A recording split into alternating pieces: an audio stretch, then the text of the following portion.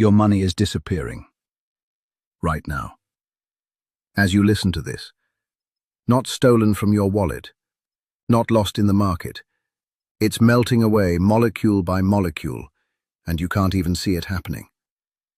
This is the story of the most successful theft in human history. A crime so perfect, so invisible, that the victims actually thank their robbers. Picture this. You have $100 in your pocket today. In 10 years, that same $100 will buy you what $70 buys today. Where did the other $30 go? Who took it? And why don't you remember losing it? The official story is simple. Prices go up because, well, inflation is natural, it's healthy, a sign of a growing economy. Central bankers call it a necessary evil. Politicians blame supply chains, greedy corporations, global events. But that's not the whole truth. Because here's what they don't tell you. Inflation isn't a mysterious force of nature. It's engineered. And someone is getting rich while you get poorer. To understand how this invisible heist works, we need to go back, way back, to when money was real, physical, and finite. Ancient Rome, 64 AD. Emperor Nero had a problem. The treasury was empty, but the empire needed funding. So he came up with a brilliant solution. Instead of raising taxes and facing rebellion, Nero did something far more clever. He recalled all the silver coins in circulation.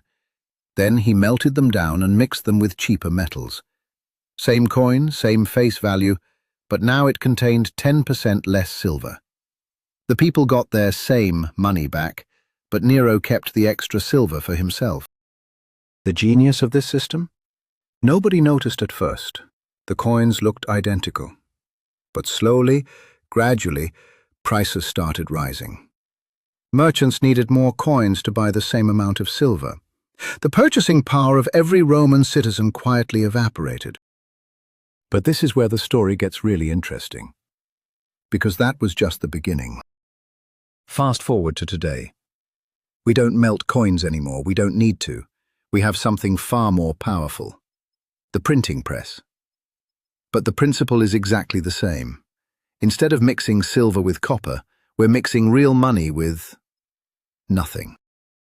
Here's how it works in the modern world. When the Federal Reserve creates new money, they don't drop it from helicopters evenly across America. They don't mail you a check. Instead, they inject it into the financial system at very specific points. Banks get it first, then big corporations, then government contractors, then eventually, maybe it trickles down to you. This creates what economists call the Cantillon Effect. Named after an 18th century economist who figured out the dirty secret, the first people to receive new money benefit at the expense of the last people to receive it. It's like a game of musical chairs, but with your purchasing power. Think about it this way. Imagine the government prints $1 trillion tomorrow. Wall Street gets access to this money immediately. They use it to buy stocks, real estate, commodities. Prices for these assets skyrocket overnight. But your salary? Your savings account? They stay exactly the same. Meanwhile, the price of everything you actually need starts creeping up. Rent, groceries, gas, healthcare. By the time you notice, the wealth transfer is already complete. The asset owners got richer using the new money. You got poorer using the old money. And here's the most insidious part. This whole process is invisible. There's no theft in the traditional sense. No one broke into your house. No one touched your bank account. The numbers stayed the same.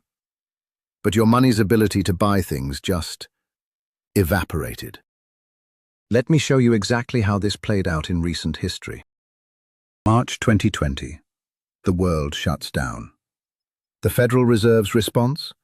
Print more money in 8 weeks than they had printed in the previous 2 centuries combined. $6 trillion. Created out of thin air. Where did it go first? To banks, to large corporations, to asset managers. They used this fresh money to buy everything in sight. Stocks hit record highs. Real estate prices exploded. Art, collectibles, Even meme stocks soared. If you owned assets, you got massively richer.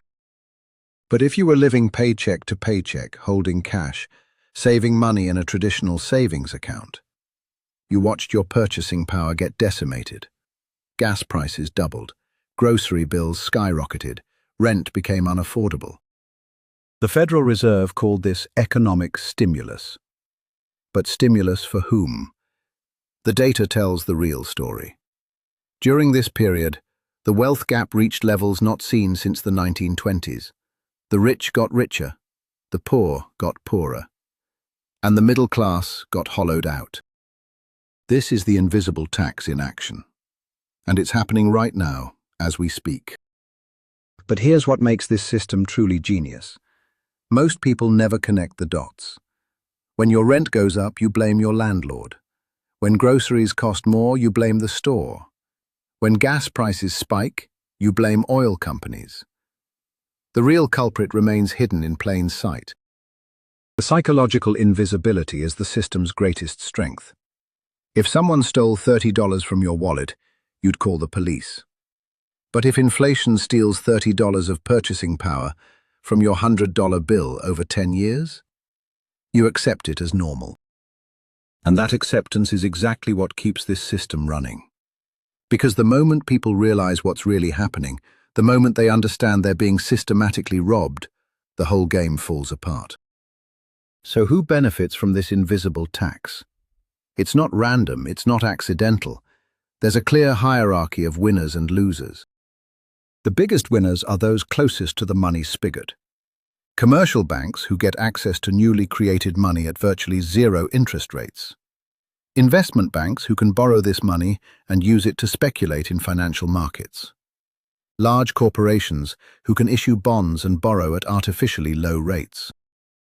The second tier of winners includes anyone who owns hard assets.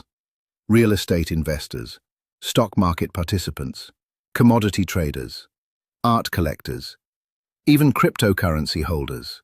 Because as new money floods the system, these assets act like sponges, absorbing the excess liquidity and rising in price. And the losers? Anyone holding cash, anyone with a fixed salary, anyone who saves money in traditional bank accounts, small business owners who can't access cheap credit, retirees living on fixed incomes. Basically everyone who plays by the old rules while the game has secretly changed. The numbers are staggering. Since 1971, when the United States abandoned the gold standard and began printing money without limit, the purchasing power of the dollar has declined by over 85%. That means your great-grandfather's dollar could buy what $15 buy today. But here's the really disturbing part. This isn't happening by accident. It's policy. Central banks around the world explicitly target 2% inflation per year. They call it healthy. They say it encourages spending and investment. What they don't mention is that 2% inflation means your money loses half its value every 35 years. It means that over a typical working lifetime, the purchasing power of your savings gets cut by more than half. Not through bad investments, not through market crashes, through official government policy. And if you think 2% is bad, remember, that's just the official target. The real rate of inflation, especially for things people actually need like housing, healthcare, and education, has been much higher. For many Americans, the real invisible tax rate is closer to 5% or 6% per year. So what can you do about it? The first step is awareness. Understanding that this isn't natural, isn't inevitable, and isn't in your best interest. The second step is protection. Moving your wealth away from assets that get destroyed by inflation and toward assets that benefit from it. But the most important step is recognizing that this system only works because people don't understand it. The moment enough people realize they're being systematically robbed through currency debasement, the moment they demand sound money instead of political money, everything changes. Because here's the truth they don't want you to understand. Money is supposed to be a store of value. It's supposed to hold its purchasing power over time. It's supposed to reward savers, not punish them. The fact that it doesn't do these things anymore isn't a natural evolution. It's a choice. Every time you hear about inflation, remember, someone is getting rich while you get poorer. Every time prices go up while your paycheck stays the same, remember, this is a wealth transfer, not a natural phenomenon.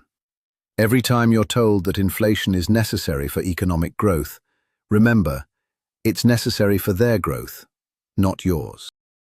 The invisible tax is the most successful con in human history. But like all cons, it only works as long as the marks don't know they're being played. Now you know. The question is, what are you going to do about it?